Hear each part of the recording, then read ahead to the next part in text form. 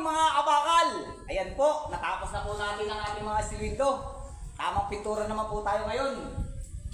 Mamaya po, magpapasalamat po ako sa mga lahat ng aking mga supporter. Papakita ko po sa inyo yung aking mga kasamaan kung anong ginagawa ngayon. Ito po sila. Good morning mga kabakal! Ito na naman po tayo. Tayo po ay nagkakantulo ng bintana at puro kantuhan po ating bintana ngayon. Ito, sinaparing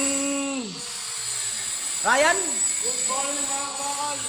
Tayo ay nag-lenten muli. Lenten bin po ang kanilang ginagawa ngayon. Ayan po si Kuya Alpi. Kaway po muna, Kuya Alpi. Yun. Ito po ang ating kaibigang si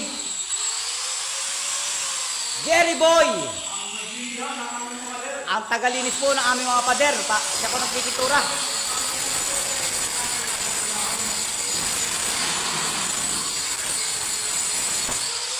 Yan po.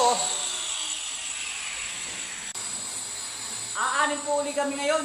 Si Tebong po at saka si Erwin. Ay wala pa rin po. Tanggal na po sila. Si Kuya, ano naman po si Kuya Hoben. Pakikita ko po kung nasan si Kuya Hoben ngayon at kung anong ginagawa niya.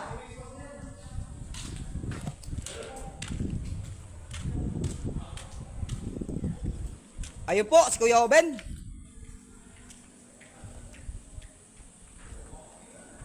Kuya Hoben, kaway! Kaway muna! Yun po, ang layo po niya. Siya po yung halaman dun sa dulo. Ang tanim po niya ay kamuti, balinghoy, gabi, at saka po pechay. Madami po. Yan po yung palay ng school. Oh.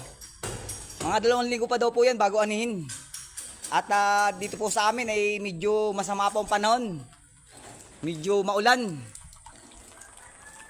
Sabi po ng iba ay pampahinog daw po ng palay yan. Kaya naulan. Yan po, hanggang dulo po yan sa kabila. Paikot po ng school yan. May yung palayan po ng school.